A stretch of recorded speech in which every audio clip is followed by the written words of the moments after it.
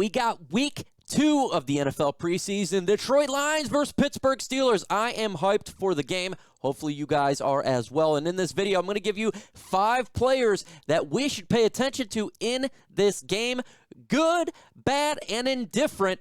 Let's begin. It's LeGarrette Blount here, man, 3-time Super Bowl champion. I just want to give you a shout out to the YouTube channel, MicroMike, man. Eddie Murray, former Detroit Lion. Make sure you watch MicroMike on YouTube. Calvin Johnson Jr. here, a.k.a. Megatron. Big shout out to MicroMike and YouTube channel, man. Keep on talking everything Detroit Lions, and I just got to remind you, man, happy wife, happy life.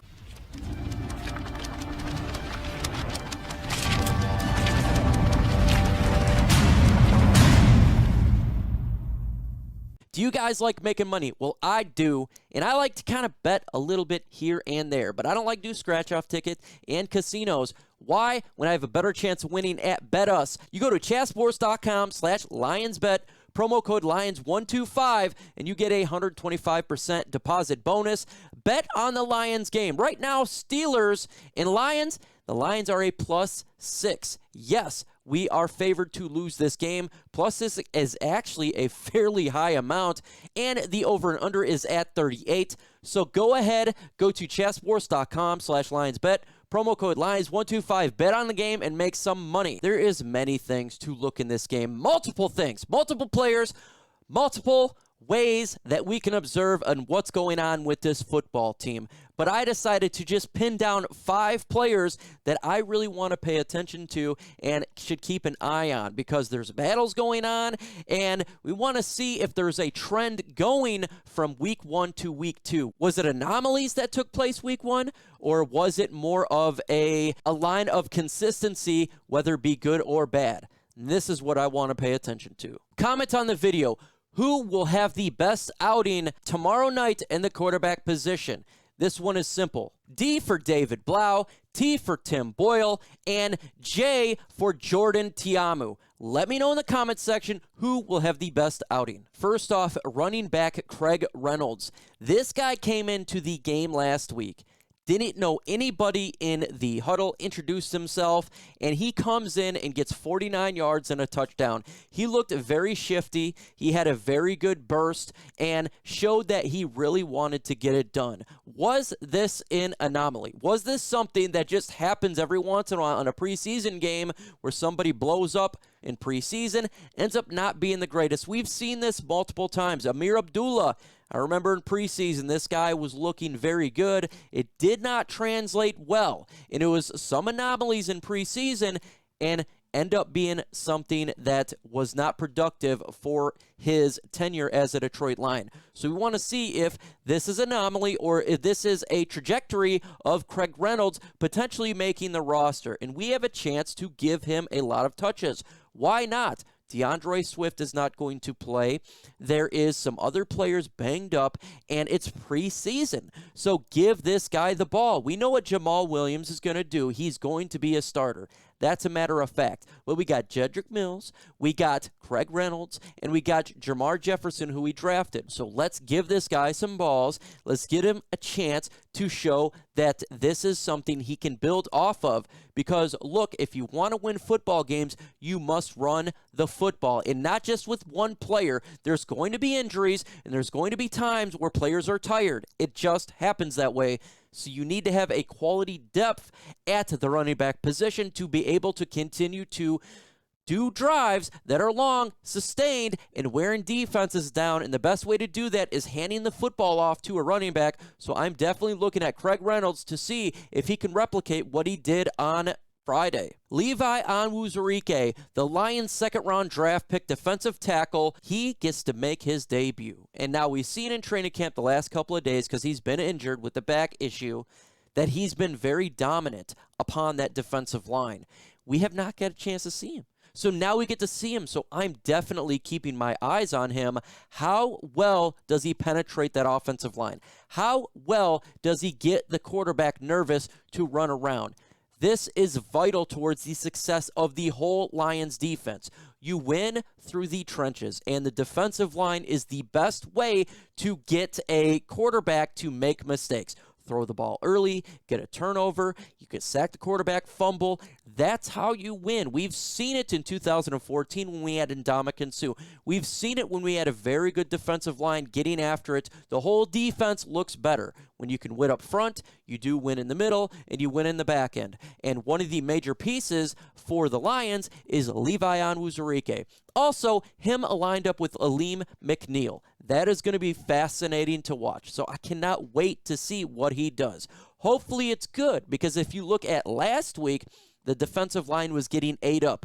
Granted, a lot of starters were not playing. With that said, it is important to get the production out of these young guys and see what we have in him, and Levi is going to be a big part for this Lions franchise going forward, and hopefully he can show some ability tomorrow night. Chat Sports looking at me says, get those likes up, MicroMike. You can do a better job. And I agree. I definitely got to do a better job there. So, folks, make sure you go ahead and hit that like button. Let's get to 200 likes in this video and get this content out there. Jahlani Tavai. Now, this is more of a negative perspective here.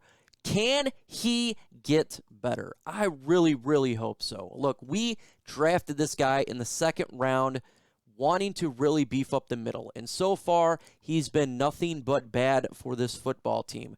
The rookie year was not too bad. It was a mixture of up and down, but if you look at last year, it was absolutely down. He was away from the targets. He was missing the targets. It looked like his head was a little confused on what's going on with the scheme and what offenses were doing. He looked slow as well. Not good at all. And we were ripped up because of that. And a defense can't sustain a quality if you're just completely left open in the middle. And that's what takes place when he's on the field.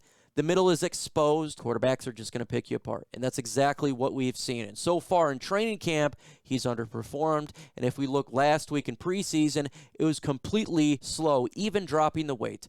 Can he bounce back? Can he show something towards this team for him to make this roster? Can he show anything? We need help there. No doubt about it. We do got guys, though, like Derek Barnes, Anthony Pittman, who are stepping up. And we need to have the best 53. We need to have the best linebackers on this team. And if it continues to struggle, and he struggles tomorrow night, we should really consider cutting this guy so we can have the best players on this roster, and it's not going to be him going forward. But if he can bounce back, maybe he can stay. This is a major player I'm keeping a massive eye on, because we cannot have what we had last year happen this year. Kalif Raymond. One surprise shocker that's taking place in training camp is the battle for the number 2 wide receiver spot. The initial consensus was Brashard Perryman would be that guy.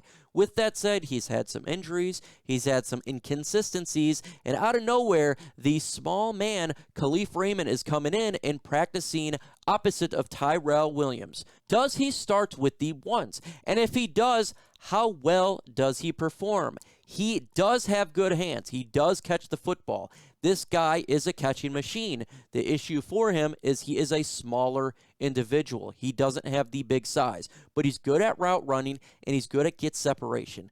Will he come into this game tomorrow night and be able to show his ability for the world to see? It's really important that we have the best wide receivers on this team, because we don't have the best depth. And regardless of his size, regardless of his wingspan and all that type of stuff, we can't have players who are starting who drops the football and can't make plays. So he has an opportunity to make an impact, not only make this team, but become an integral part for Jared Goff and whoever the quarterback is for the Detroit Lions going forward for this wide receiver depth chart. I can't wait to see this. We know already what he's got in the punt return as well as the kick return. I think he is going to be that guy. Could be different, but I think he could be. Could he come in here and be a player that surprises us and really helps that depth out? We're going to check tomorrow to see what he does. Yes, I fooled you. I did not just go one player here. I'm going 3, and this is the quarterback battle. Initially, it was just going to be Tim Boyle versus David Blough. But out of nowhere, we got Jordan Ta'amu, the guy from the XFL. He was actually a former Detroit Lion for just a tad bit, and he played for the Washington football team, a dual threat guy.